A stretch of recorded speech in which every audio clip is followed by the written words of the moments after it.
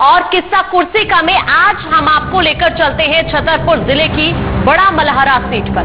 देखिए क्या है बड़ा मलहरा सीट का गणित और क्या कहती है विधानसभा क्षेत्र की जनता।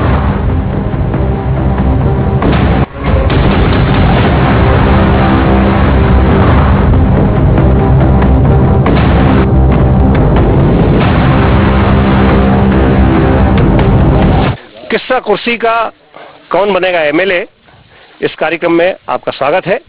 आज हम विधानसभा क्षेत्र बड़ा मलहरा, जो कि बुंदेलखंड का एक प्रमुख क्षेत्र है और छतरपुर जिले में आता है, उसके एक गांव में, दूर दराज के एक गांव है, धर्मपुरा ग्राम पंचायत पिपरा में है। यहां पर वर्तमान विधायक जो जिनके कारण जो सीट अभी खाली हुई है, जो कांग्रेस छोड़कर भाजपा में अभी शामिल हुए हैं और अब भाजपा के उम्मीदवार के तौर पर अपना प्रचार शुरू कर चुके हैं। हम उनसे मिलते हैं, वो क्या सोच रखते हैं, क्योंकि बुंदेलखंड आमतौर पर पिछड़े क्षेत्र में गिना जाता है और बड़ा मलहरा भी बहुत पिछड़े क्षेत्र में आता है। यहाँ पर स्कूल की, कॉलेज की, स्वास्थ्य की और रोजगार की बड़ी समस्याएं हैं। पलायन यहाँ की परंपराओं में है। हर साल हजारों की तादाद में ग्रामीण रोजगार के लिए पलायन करते हैं और वो पलायन कहीं ना कहीं इस एक त्रासदी है। उस त्रासदी को कैसे खत्म करेंगे, यहाँ कैसे रोजगार आएगा, कैसे ये क्षेत्र समुन्नत बनेगा, कैसे प्रगति करेगा, हम जानेंगे हिंडोरिया के राजकुमार और अब इस क्षेत्र के विधायक के उम्मीदवार प्रद्युम्न सिंह लोधी जी से। प्रद्युम्न जी, आप यहाँ गांव में बैठे हैं चौपाल में, इस चौपाल को कैसे रंगीन करेंगे आप? जैसे मैं भी यहाँ सुन रहा था कि यहाँ एक सीसी रोड की बात है, यहाँ का फर्श होना है और ये तमाम, आप पहले भी यहाँ विधायक रहे, लेकिन अभी तक ये विकास क्यों नहीं हो पाया? ट्रांसफार्मर की भी एक समस्या मैं देख रहा, सुन रहा था कि बिजली नहीं है, ट्रांसफार्मर खराब है, इसलिए बिजली जबकि सरप्लस है। बिल्कुल जी। अभी मैं इसके पहले भी होके आया हूँ। आज ही हमें समस्या बताई गई है कि अभी ट्रांसफार्मर नहीं है और लगातार ट्रांसफार्मर तो लग रहे हैं, बिजली की कहीं कोई कमी नहीं है। अभी कहीं दूसरी जगह से लाइट ले ली होगी तो वो बंद पड़ा हुआ ट्रांसफार्मर, नहीं तो सभी जगह के ट्रांसफार्मर प्राय चालू है। यहाँ की समस्या, ये देवी जी का स्थान भी इस तरफ और ये सामुदायिक भवन बनाया गया था। अब इसमें कुछ काम और रह गया है, जिसमें ये फर्श का काम है, वो आने वाले समय में करा दिया जाएगा। बड़ा मलहरा को पिछड़ा क्षेत्र माना जाता है। यहाँ कहते हैं कि कोई तरक्की ऐसी नहीं हो पाई जितनी तरक्की होना चाहिए थी, जबकि यहाँ से उमाश्री भारती भी विधायक रही हैं, रेखा यादव भी विधायक रही हैं, ललिता यादव भी विधायक रहे हैं, आप भी पिछले सरकार में 15 महीने विधायक रहे हैं। उसके बाद फिर आपने कांग्रेस का दामन छोड़ के भाजपा में अपनी आमद दे दी है। तो क्यों विकास नहीं हो पाया, मेरा मूल प्रश्न ये है, और क्यों यहाँ की जनता अभी तक परेशान है विकास को लेकर? मूल प्रश्न आपने बिल्कुल सही कहा है। यहाँ पूर्व में जो विधायक रहे, पता नहीं ऐसा क्या करना, उमा दीदी जब जिस समय यहाँ विधायक थी और मुख्यमंत्री भी बनी थी, उस समय काफी योजनाएं यहाँ बनाई गई, काफी योजनाओं के डीपीआर बनाए गए और वो कुछ महीने रहने के बाद वो पद से हट गई और उसके बाद से जितने भी यहाँ विधायक बने, वो मेरे अंदाज से सिर्फ नाम के विधायक बने। वो कोई काम सच्चाई के धरातल पर यदि आप देखेंगे तो कोई काम उन्होंने किया नहीं। मैं किसी दल पे कोई आरोप नहीं लगाना चाहता। दल बहुत महत्वपूर्ण नहीं है, प्रतिनिधि बड़ा महत्वपूर्ण होता है। यदि प्रतिनिधि के मन में काम करने की यदि इच्छा है तो निश्चित रूप से काम होंगे। विधायक का काम होता है बाहर से योजना लाए, भोपाल से योजना ला के यहाँ इम्प्लीमेंट करे, परंतु यदि आपकी इच्छा शक्ति नहीं है, आप अपने पद के विरुद्ध आप काम नहीं कर पा रहे हैं, तो आपको विधायक या अन्य प्रतिनिधि रहना बहुत आवश्यक नहीं कि आप वो प्रतिनिधि नहीं। मैंने आपके पिछले 1 साल पहले के एक इंटरव्यू रास्ते में देख रहा था, उसमें आप कह रहे थे कि हमारे मुख्यमंत्री कमलनाथ जी ने 2 लाख रुपए का किसानों का कर्जा माफ करने की घोषणा की थी और हम वो कर्जा माफ कराएंगे, लेकिन वो कर्जा माफ नहीं हुआ और सरकार माफ हो गई। अब क्या करेंगे आप? कैसे करेंगे? कैसे किसानों से वो वायदा पूरा करेंगे जो वायदा आपने पिछले चुनाव में भी किया था लोगों से? ये सरकार गिरने का ही मुख्य कारण किसानों का जो कर्ज माफी का काम था, कन्यादान योजना की जो 51,000 रुपए देने की राशि का काम था, और भी ऐसे महत्वपूर्ण जो बुजुर्गों की जो सामाजिक सुरक्षा पेंशन 1000 रुपए करने का काम था। मूल रूप से प्रश्न ये है कि आपके पास पैसा नहीं था तो आपको योजनाओं का इम्प्लीमेंट नहीं करना था। आपने 2 लाख रुपए के कर्ज माफी की घोषणा कर दी, आपके पास पैसा नहीं था। बड़े किसान जो 2 लाख तक के डिफाल्टर किसान जो हाल साल किसान थे, जो हर साल अपना कर्जा जमा कर देते, इस कारण उन्होंने जमा नहीं किया कर्जा कि आने वाले समय में कर्जा माफी होगी, और उन्होंने अपना कर्जा जमा नहीं किया और इस कारण से हमारे किसान डिफाल्टर हो गए। आपने 50,000 रुपए का दिया, आपने प्रमाण पत्र दे दिया, आपने बैंकों को पैसा नहीं दिया। आमतौर पर राजनेताओं की छवि यह है कि वो वायदा तो कर लेते हैं लेकिन पूरा नहीं कर पाते हैं। आप कैसे उन वायदों को पूरा करेंगे, कैसे भरोसा दिलाएंगे अपनी जनता को कि हम जिस वायदे से के साथ आपके पास आए हैं वो वायदा हम पूरा करेंगे, और कैसे करेंगे? उसी कोई टाइम लिमिट, कोई योजना, कोई रूट प्लान, कोई ब्लूप्रिंट, कुछ इस तरह का अपन तैयारी की है क्या? निश्चित रूप से मैं जैसे अभी भाजपा में आया, मैं कह के आया था काठन वृहद सिंचाई परियोजना। मूल रूप से यहाँ के जो किसान, यहाँ पर ये पूरा हमारा बुंदेलखंड ऐसा क्षेत्र है जहाँ 2 एकड़, 5 एकड़, 10 एकड़, 15 एकड़ का जो किसान है वो मूलतः मजदूर बन गया, क्योंकि वो उसकी जमीन में पानी नहीं। जब मैं यहाँ आया मैंने देखा पानी के कोई बड़े संसाधन यहाँ नहीं थे, और माननीय दीदी ने यहाँ पर बहुत से DPR बनवाए परंतु उन पे काम नहीं किया। मैंने लगातार, जब मैं कांग्रेस में विधायक था, मैं लगातार DPR लेके गया, चाहे यहाँ काठन सिंचाई परियोजना का हो, चाहे जरा का सिंचाई परियोजना, चाहे सानोधा की सिंचाई परियोजना हो, बक्सवाहा, बड़ा मलहरा, ग्वारा, सबकी मैं सिंचाई योजना ले जाता रहा। सिंचाई योजना सिर्फ इसलिए क्योंकि हमारे यहाँ किसानों की संख्या अधिक है, हमारे यहाँ खेती का क्षेत्रफल अधिक है, परंतु पानी ना होने के कारण हमारे यहाँ का किसान मजदूर बन गया और वो साथ में पलायन कर जाता।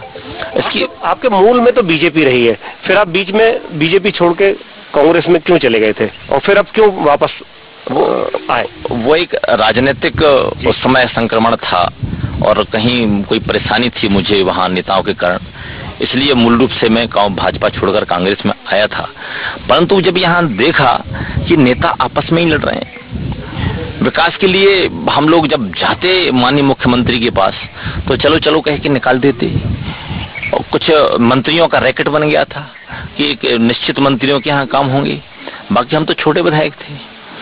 तो आप युवा हैं, आपसे बहुत उम्मीदें हैं लोगों की। सोशल मीडिया पे आप लगातार एक्टिव रहते हैं, सक्रिय रहते हैं, बराबर से अपडेट रहते हैं। कोई भी जयंती हो, किसी महापुरुष की जयंती हो, कोई कार्यक्रम हो, आप लगातार, हम देखते हैं सोशल मीडिया पे प्रद्युम्न सिंह कहीं ना कहीं नजर आ जाते हैं।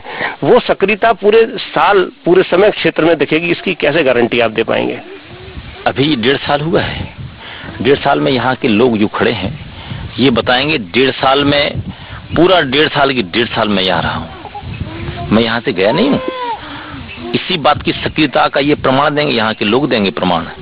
और पूरे समय कहीं ना कहीं लोगों ने मुझे देखा है। कोरोना के संकट काल में जब पूरा देश लॉकडाउन था, उस समय मैं जनता के बीच में था, चाहे सैनिटाइजेशन का काम हो, गांव में हो, शहरों में हो, चाहे लोगों को समझाने का काम हो, मास्क बांटने का काम हो, तमाम सब लगातार मैं करता हूँ। मैं कहीं नहीं गया हूँ, पूरे समय यहाँ रहा हूँ, और उसका नतीजा ये निकला है कि हमने जो निरंकुश अधिकारी हो गए थे उन पे अंकुश लगाने का काम किया है।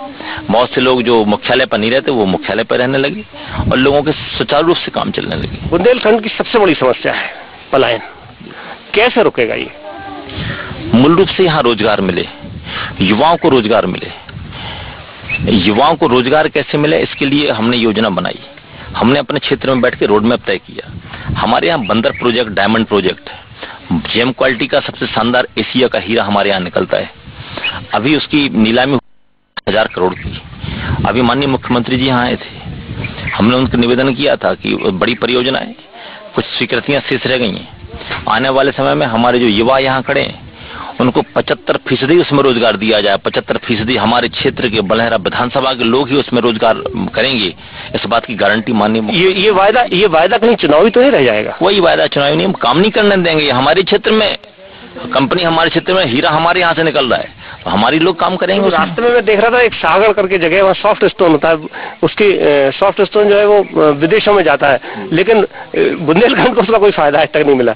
वहाँ के विधायकों से तो कभी वो, चूंकि हमारे क्षेत्र में नहीं आता, वो बंडा क्षेत्र में आता है, परंतु हमारे क्षेत्र में जो भी बड़ा काम होगा बिना जनता के सहयोग के, हमारे सहयोग से हम जब तक करने नहीं देंगे, जब तक हमारे लोगों को उसमें रोजगार नहीं मिलेगा। टूरिज्म की भी अपार संभावना है, लेकिन टूरिज्म का भी जैसा डेवलपमेंट होना चाहिए था वैसा डेवलपमेंट, जैसे भीमकुंड या जटाशंकर या इस तरह की और मैंने टूरिस्ट सर्किट बनाया है जी, जिसमें हमारे जैन धर्मावलंबी, हमारे यहाँ नैनागिरी भी है जी, हमारे यहाँ भीमकुंड भी है, हमारे यहाँ सेंधपा भी है, हमारे यहाँ जटाशंकर भी है, हमारे यहाँ खजुराहो भी है, हमारे यहाँ पन्ना के जुगल किशोर भी है। तो हमने एक बड़ा टूरिस्ट सर्किट बना के दिया है। माननीय हमारे पर्यटन मंत्री हैं, केंद्रीय पर्यटन मंत्री आदरणीय प्रहलाद जी, माननीय मुख्यमंत्री जी को अभी मैंने सौंपा है।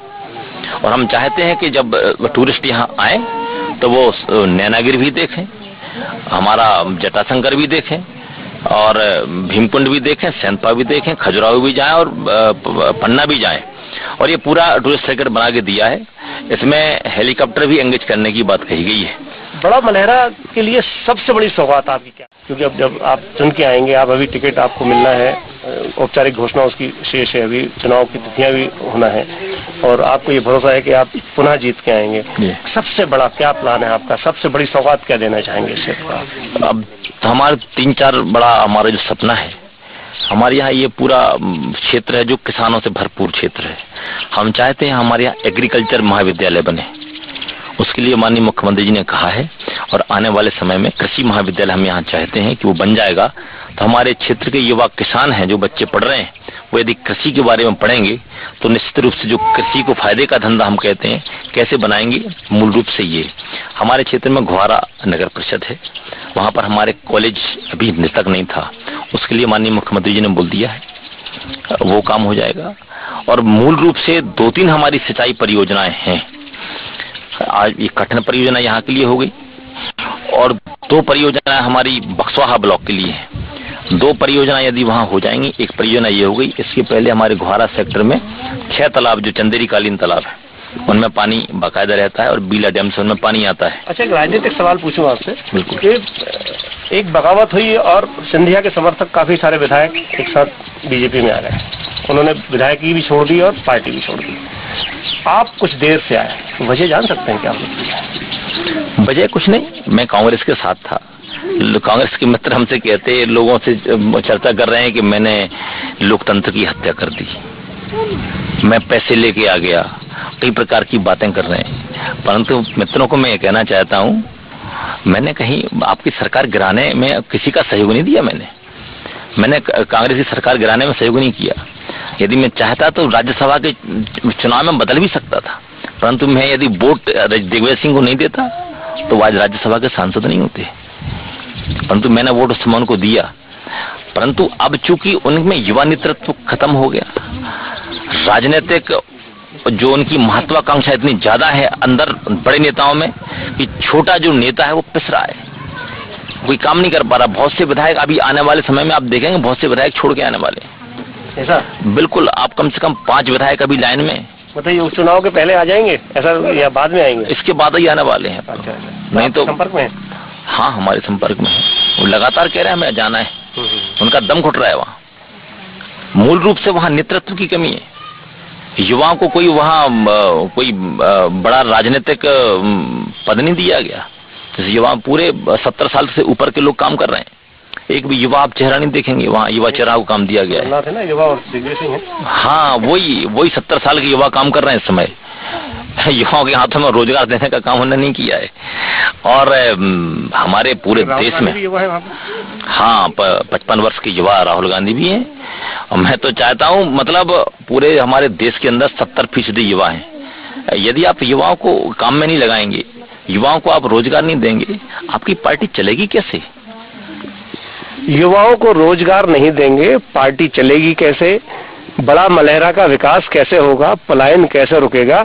हम जानते हैं, हमारे गांव के कुछ लोग भी हैं और विधायक उम्मीदवार के पास अपनी कुछ मांगों के साथ आए भी हैं। हम जानते हैं उनकी क्या राय है। आपका क्या नाम है बताएंगे आप? कल्लू दुबे। कल्लू दुबे। कल्लू दुबे। क्या ये जो यहाँ की समस्याएं हैं और जो बात अभी विधायक उम्मीदवार कह रहे हैं, ये आप संतुष्ट हैं इससे? हाँ। क्या आपकी क्या डिमांड है? हमारे मन लगे अभी सीसी लाए जाओ, कोट लाए हो जाए, इतने में काम हो जाएगा। हाँ। पहले भी आपने इनको वोट दिया था? पहले वोट दी थी। अब फिर देंगे? पहले कांग्रेस से चुनाव लड़े थे? कांग्रेस से वो लड़े थे। फिर अब ये बीजेपी में आ गए तब? बीजेपी में आ गए तो जो काम कर रहे हैं पक्के में जिम्मेदार के बोल रहा हूँ हाँ। कि हम जो बना रहे हैं तो जीत जाए। हाँ। पक्के सो में सफाई मंदिर बना देंगे तो जीत जाएंगे, और मंदिर पे तो पूरी बीजेपी टिकी हुई है। क्या आप इनको जानते हैं विधायक जी को? हाँ साहब जानते हैं। कब से जानते हैं आप इनको? हम खुद देर से जानते हैं। अच्छा। जब से इतने वोट आना चुनाव लड़ो तो जब से जानते हैं। पहले बार भी इनको वोट दिया था? हाँ दिया था। अब ये उस समय तो बीजेपी कांग्रेस में थे, आप बीजेपी में आ गए तो तब भी इनको ही वोट दो। पहले का हमारी इच्छा पूर्ण हो जाए। हाँ। मंदिर लो सीसी डाल जाए, हमारी आंगनबाड़ी की जाँच हो जाए। हाँ। और माने और हमें 2 मोहल्ला में पानी की समस्या है खराब। पानी की समस्या आपकी बड़ी है ना ये, और आंगनबाड़ी के की है। आप तो स्कूल में पढ़ते हैं अभी? आपकी कोई मांग है अपने उम्मीदवार से? मेरी यही मांग है कि आप स्कूल खोलने की वो करें। यहाँ स्कूल नहीं है अभी क्या? स्कूल यहाँ पे है तो लेकिन जांच की जाए थोड़ी जी, स्थिति नहीं है। 5 तक है और थोड़ी उसकी जांच की जाए। अच्छा। बिल्डिंग है स्कूल की? नहीं, बिल्डिंग तो है लेकिन वहाँ पे थोड़ी पहुँचे ही रहते हैं। अच्छा, बिल्डिंग खराब है। अच्छा। क्या आपको लगता है ये यहाँ जो प्रद्युम्न सिंह लोधी आए हैं इनको जानते हैं आप? हम नहीं जानते अभी नहीं, हम तो अभी देखा है। अच्छा, पहली बार देखा है आपने? तो क्या आपको लगता है ये जो बात कर रहे हैं यहाँ के विकास की बात कर रहे हैं, आप उससे संतुष्ट हो? संतुष्ट हो, हमारा तो संतुष्ट का हम वो भला कोटा मिला तो हमारे हमारी नहीं आती हूँ मैं 3 महीना से हमें बंद करा था, देवू बंद करा था, हमारा को है नहीं, अकेले आदमी है हम। तो राशन पैसे सब कछु है, मुझे फिंगर नहीं आती तो डेट बंद करा था उन्हें। नहीं आती है आपकी बड़ी अलग समस्या है, फिंगर नहीं आती इसलिए आपको बंद करा था उन्हें। नहीं राशन बंद करा दिया। अच्छा, अब हाँ? तो हम अभी पूछेंगे कि राशन कैसे मिले आपको, उसकी क्या व्यवस्था करेंगे। आप कहाँ के रहने वाले हैं? हम यहीं ग्राम धर्मपुरा के रहने वाले हैं। आप क्या मानते हैं कि ये जो प्रद्युम्न लोधी हैं जी, ये आपके लिए उपयुक्त व्यक्ति रहेंगे? आपके क्षेत्र का नेतृत्व? जी बिल्कुल, क्षेत्र का नेतृत्व करेंगे, उपयुक्त व्यक्ति है।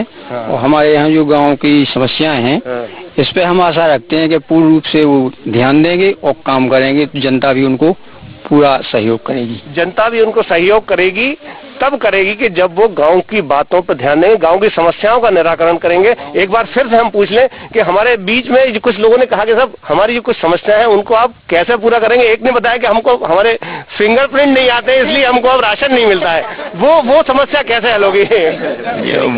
ये बड़ा टेक्निकल पॉइंट है। निश्चित रूप से हमारे बहुत ऐसे बुजुर्ग हैं जो 70 साल से ऊपर हो गए हैं जिनके फिंगर की प्रिंट उसमें थंब इम्प्रेशन में नहीं आती है, तो उसके लिए कहा भी गया है। और 3 बार यदि इसमें नहीं आता है तो जितना भी फिंगर आपकी बार आएगा उतने में भी काम चल जाएगा, ऐसा कलेक्टर ने बताया है और ऐसा होने लगा है। आने वाले समय में दादा की समस्या वो हल हो जाएगी। राशन मिलने की गारंटी हो जाएगी? राशन मिलने की गारंटी है और विकास की भी गारंटी है। पूरी ताकत के साथ विकास काम किए जा रहे हैं। यहाँ पर कुछ जगह पर सचिव और सरपंचों की आपस में अनबन है, इसके कारण गाँव का विकास पिछड़ जाता है। क्योंकि विधायक का काम योजना लाने का होता है, गांव का विकास काम कराने का काम सचिव और सरपंच का होता है। हम योजनाएं ला सकते हैं परंतु सरपंच सचिव को यहाँ काम करवाना होता है गांव के अंदर। कैसे मॉनिटरिंग कर पाएंगे आप उनकी? निश्चित रूप से हम मॉनिटर कर रहे हैं और जहाँ जहाँ इस प्रकार की समस्या है उनका समाधान भी कर रहे हैं और वो अपने तरह से समाधान भी कर रहे हैं। और मामले हम लगातार बैठ के आपस में दोनों को फोन करके बुला के काम भी करवाने का प्रयास करते हैं। मतलब क्षेत्र में समस्याएं हैं, ये तो पक्की बात है। क्षेत्र में 100% समस्याएं हैं कि ऐसा कोई भी पंचायत नहीं मिलेगी जहां पर लोगों के राशन न बने हो। वहाँ राशन की कमी की बात बताएंगे, आवास की बात बताएंगे और मूल रूप से सामाजिक सुरक्षा पेंशन, ये 3 बड़े ऐसे मुद्दे हैं जो गांव स्तर पर हो नहीं पाते। उसका मुख्य कारण ये है कि कभी कभी उसी गांव का रोजगार सहायक होता है और उसी का ही कोई रिश्तेदार का सरपंच हो और कुछ लोग जो उनको वोट नहीं देते तो एक पक्ष उसका रह जाता है, तो वो हमेशा प्रताड़ित रहते हैं। बहुत बहुत धन्यवाद प्रद्युम्न जी आपका। रोजगार की समस्या के अलावा राशन कार्ड की समस्या और पेंशन, बेरोजगारी पेंशन, वृद्धावस्था पेंशन की समस्या है यहाँ पर। प्रद्युम्न जी खुद स्वीकार करते हैं कि ये बड़ी समस्या है, लेकिन समस्या के पीछे जो व्यवधान है वो सरपंचों और सचिवों के बीच में समन्वय नहीं है।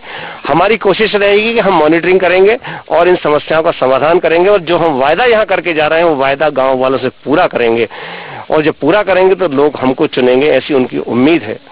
कैमरामैन सुनील वर्मा के साथ विनोद तिवारी, धर्मपुरा गाँव, बड़ा मलहेरा, छतरपुर। हम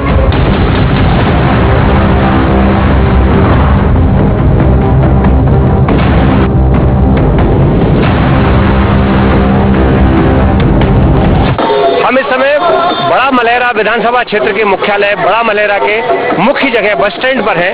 देखिए यहाँ मैं कैमरामैन से कहूँगा, देखिए ये पीछे हमारे भाजपा के जो उम्मीदवार हैं उनका एक राम रथ चल रहा है, श्री राम रथ के नाम से। तो ऐसा लग रहा है कि अभी भी वो राम के भरोसे पे है और राम उनकी वैतरणी पार करेंगे। देखिए प्रद्युम्न सिंह लोधी का इसमें फोटो भी है और श्री राम रथ इसमें लिखा हुआ है, जिसमें पीछे शिला रखी है। शिला पूजन का कार्यक्रम इनका चल रहा है। हम यहाँ बस स्टैंड के पास ये लगातार ये रथ घूम रहा है और ये प्रचार करते घूम रहे हैं कि हम राममय है, राम की शिला का पूजन करा रहे हैं। राम ही हमारे सब कुछ है, राम ही हमारे आराध्य हैं। और हम देखेंगे इधर लगातार लोग इनके आसपास भी आ रहे हैं और पीछे हम देखेंगे, पीछे बस स्टैंड पे कुछ कांग्रेस के लोग भी यहाँ इकट्ठे हो गए। हमको देख के हम पहुंचेंगे उनके पास। निशा राजा यहाँ की नगर परिषद की अध्यक्ष रही हैं पहले, वो यहाँ पर मौजूद हैं। हम उनसे बात करेंगे कि क्या माहौल यहाँ पे बन रहा है। और क्योंकि उपचुनाव की अभी तारीख हालांकि घोषित नहीं हुई है, कांग्रेस का कोई उम्मीदवार भी अभी घोषित नहीं हुआ है, लेकिन वो भी इस उम्मीद में है कि शायद हमको यहाँ से टिकट मिले। देखते हैं, उनसे बात करते हैं। निशा जी, क्या लग रहा है, बड़ा मलहरा में आपकी पार्टी के विधायक था और अब फिर आप दोबारा से चुनाव में आ रही हैं? तो मेरा पार्टी वालों से यही कहना है कि आप लोकल में कैंडिडेट दें। अगर सबसे अच्छा, मैं तो स्वयं के लिए कहती हूँ, मेरे साथ सभी लोग हैं। आप अगर हमें टिकट देते तो मैं विश्वास से उनको सीट निकाल के दूंगी। नहीं, लेकिन वो जो अभी आपकी पार्टी में थे वो तो पार्टी छोड़ के चले गए। वो तो चले गए, उनका तो विरोध है हर जगह। कैसे भरोसा करेंगे लोग आप पे कि आपकी पार्टी में तो लोग आते हैं? नहीं, इसीलिए हमने बाहरी का साथ देने का संकल्प लिया है कि हम बाहरी का साथ। तो प्रथम बाहरी थे? जी जी, इस बार हमारे यहाँ क्षेत्र में लोकल की मांग चल रही है और मेरे साथ जनता भी है। लोकल में आप भी प्रत्याशी उम्मीदवार हैं? जी जी जी, बिल्कुल। कोई आश्वासन मिला कि मिला है? अच्छा जी जी। अगर आपको नहीं मिलता है टिकट और आपके किसी पार्टी जन को मिलता है तो मैं उसके साथ हूँ। उसके साथ? हाँ, और अगर बाहरी आता है तो उसके विरोध में हूँ, चाहे वो पार्टी का हो चाहे वो किसी भी पार्टी का हो। अगर पार्टी वाली किसी बाहरी प्रत्याशी को देती है तो मैं उसके विरोध में खड़ी हो जाऊँ। क्या मुद्दा रहेगा आपका अगर आप मान लीजिए टिकट मिलता है? टिकट मिलता है तो हमारी जो जनता की दिक्कतें हैं, परेशानियां हैं, एक बार मैं क्षेत्र में अपनी जनता की समस्याओं के लिए आगे आना चाहती हूँ। यही मेरा सिर्फ। कौन सी समस्या है, मैं कुछ जानना चाहता हूँ। पलायन यहाँ बहुत बड़ी समस्या है। हाँ। शिक्षा यहाँ बहुत बड़ी समस्या है। हर समस्या है। डॉक्टर यहाँ नहीं मिलते हैं। नहीं है। एजुकेशन बड़ी समस्या है। हेल्थ की बहुत सारी समस्याएं हैं यहाँ पे, काफी समस्याएं। अभी बक्सवा में लीजिए तो वहाँ भी हॉस्पिटल इतने समय से, लेकिन वहाँ कोई डॉक्टर नहीं है। एक समय मैंने उनसे कहा था कि मैं यहाँ डॉक्टर की व्यवस्था करूंगी, लेकिन अब सरकार ही नहीं रही तो मैं उस चीज की व्यवस्था भी नहीं कर पाई। लेकिन नगर परिषद की आप जब अध्यक्ष हैं जी, बहुत सारे काम थे जो नहीं हो पाए। मैंने नगर में, आप बाकी हमारे नगर के लोग बागों से पूछ लीजिए कि मैंने, मेरे बराबर शायद किसी ने कोई काम नहीं किया है। आज जनता के बीच में भी, आज भी मैं जनता के लगातार संपर्क में रहती, आज भी मेरे पास जो आता है, जिसकी जो उम्मीद होती है, मैं बराबर उसका काम करा। पलायन कैसा रोक पाएंगे? या पलायन बहुत बड़ी समस्या है, यहाँ से हजारों लोग, लाखों की तादाद में बुंदेलखंड से पलायन करते हैं हर साल लोग। तो उसकी भी हम कहीं ना कहीं से व्यवस्था करेंगे, यही कोशिश करेंगे कि लोग बाग कहीं बाहर ना जाए। कांग्रेस पर भरोसा कैसे करेंगे लोग? हम पे भरोसा करेंगे, इसीलिए मुझे बाहरी प्रत्याशी का साथ नहीं देना, मेरे साथ रहिए। आज जनता नगर की मेरे साथ रहेगी तो मैं उनके लिए कहीं भी लड़ाई लड़ने के लिए तैयार। आप सहमत हैं इस बात से?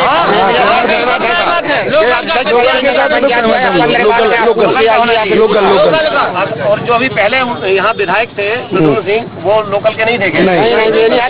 हिंडोरिया के थे। बाहरी प्रत्याशी क्षेत्रीयता की मांग, लोकल की मांग, क्षेत्र का विकास नहीं कर सकता। अच्छा अच्छा।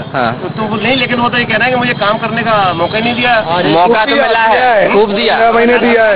जी ने उनको काम करने का मौका ही नहीं दिया। पूरा मैंने प्रस्ताव बनाया, सब उन्होंने बहकाने के लिए होते, जनता को बहकाने।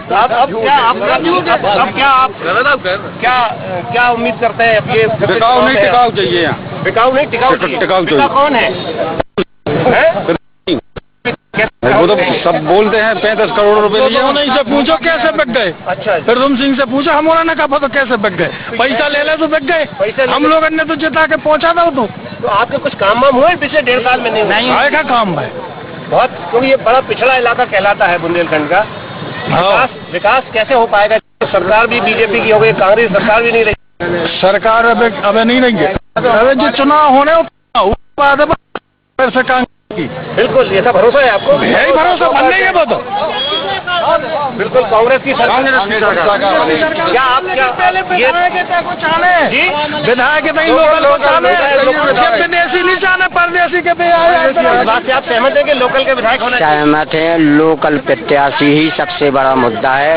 आनंद सिंह सबसे सरल स्वभाव वाली व्यक्ति है, उनको ही टिकट मिलना चाहिए तो बड़ा मलहरा का उद्धार होगा।